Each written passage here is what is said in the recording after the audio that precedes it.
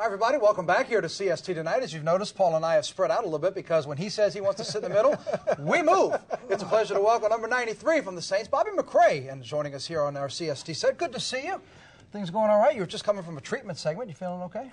Yeah, I'm feeling okay. Just a little banged up, little bumps and bruises, but you got to get back out there and do it again. Yeah, of course, the Saints, as you are seeing this, the Saints have made their way to Detroit. We're getting this taped a little early before the team leaves New Orleans. And let's talk a little bit about the Detroit game because it's the second to last game of the regular season, and you're going up against a team, as we all know, they have nothing to lose, and they're going to come out because they're looking for that first win. As you talk about preparation for this game, what's the week been like knowing that you're going up against a team that really is just going to let everything hang out because at this point they've got nothing to lose?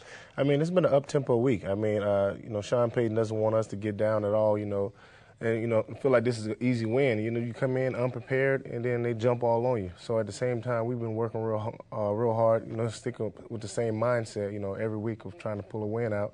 And we think of them as any other opponent, like a top-ranked team, but we're just going to try to come in and give them the same thing we gave in Chicago and then the other team we play. I know, Bobby, it's one thing that you don't want to end up being the first team to lose to an 0-14 team. Definitely, you don't want to do that. But at the other side, you talk about you win one, you lose one. You win one, that seems the whole season. It's been a woulda, coulda, shoulda season, so many disappointments. We've heard Coach Payton talk about, you are what your record says you are. This team is 7-7. From a player's perspective, from your perspective, what are you guys and what has this season been like as it stands 7-7?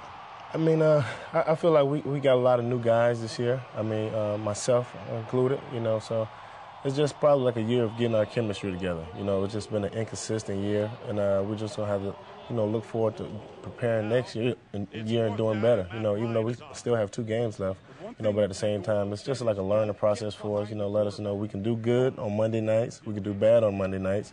Certain times we can do good and do bad, but it has been an inconsistent year all year, and we're going to look forward to try to change that next year. Well, with all those wins that were losses that should have been wins, beyond that, I know you guys don't want to make excuses, but have you ever been around a team that has been as injured as this at key players? You guys are approaching 20 players on IR. It's almost like starters on both sides, completely wiped out. What's it been like from your perspective this year? I mean, this has been difficult. Even in my position, I had to step in, with injured guys. But at the same time, we don't want to use that as an excuse. We haven't even brought it up. I don't even know if people know how many guys we lost this year due to IR. But, I mean, they're dropping like flies, and it's tough out there. It's not that easy. So you just got to kind of, adjust to it, try to keep playing, make the best of it. And that's what we've been doing so far. Until we can get those guys back, we're just going to keep playing hard and see what we can do. There's something to be said when coaches start at the beginning of the season, when they talk about the keys, one of the keys, staying healthy. This is why when you've got so many guys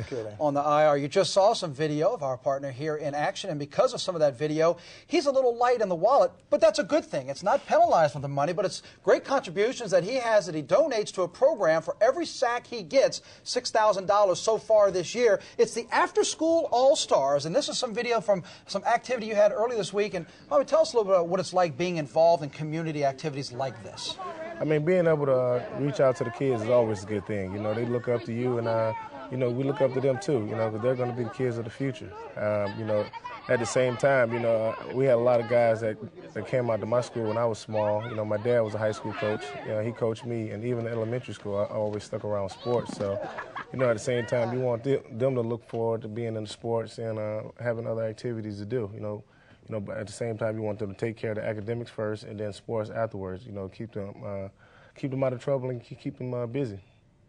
How about talk about your growing up? Well, you're a Florida Gator. Definitely. Florida's got a big game coming up here against Oklahoma. Go Gators. BCS National Championship. Go Gators. What's your take on this and how it's going to shake out? I mean, the Gators haven't let me down all year, except for the one letdown. But it's always good to lose one game. Kind of get your mindset back on track to let you know that anybody can come in and beat you any given Saturday. But they're doing good right now. They're doing phenomenal. And I don't want to jinx them, brag too much about them, but. I love the guys there. Urban Meyer's doing a great job with the guys the way there. Tim Tebow rallied these guys. Superman. He's Superman right now. Nobody can stop him. Look, Oklahoma spreads it out. They throw it all over the place. The defense is going to be from a defensive mindset. Are they going to be able to hang with that type of offense? Oh, definitely. I mean, we got great defensive end like Cunningham. You got Spikes at linebacker and a lot of good guys in the secondary. They've been playing good together. They've been gelling. Alabama tried to jump out on them with that great receiver they had. But as the game goes along, that speed and that that great coaching that they have, which is Charlie Strong on the defense, I think they'll be able to withstand the pressure. You got a little of this going? Yeah. Definitely. That's always, always. Hopefully I can show you that Sunday. You planning on being there? Definitely. I'm going to try to, unfortunately, we're ending a little early, but I'll have a little free time, I guess. Maybe I can make it down to get on the sideline and cheer them on. Before we go, I heard that also in the offseason you like to hobnob on the red carpet. You like to, whether it's ESPYs or things. Who's the favorite celeb you've ever hobnobbed with? Is there one in particular you like to hang out with in the offseason? I mean, mainly right now. Kim Kardashian? Man. No, maybe not. He's trying to start a teammate problem there. I'm not going to let him do that. I was hanging around the Saints. Oh, nah. But I'm me and my fiance is from Los Angeles. All her friends are the Kardashians, so definitely hanging out with them all the time. But probably my biggest, it's a couple of them. Out there in L.A., you never know who you're going to run into that night. You might believe, hey, he here, even in New Orleans, I ran into Isaiah Washington, and I've been hanging with him ever since. But I actually have to say that's him probably, the biggest one I ever met. Well, look, if you ever want to do an inside the red carpet, with you, just let us know. We're here. Yeah, could you come join me? Anytime you want, you let us know. We're ready to go. That'd be good. Hey, look, a secret wish to be on entertainment tonight. Best of luck in Detroit, and as you close out the regular season, hope the treatment goes well, and we'll be keeping an eye on you and your Gators in January. Okay. Appreciate you for having me. Glad to be here, guys. Go Gators.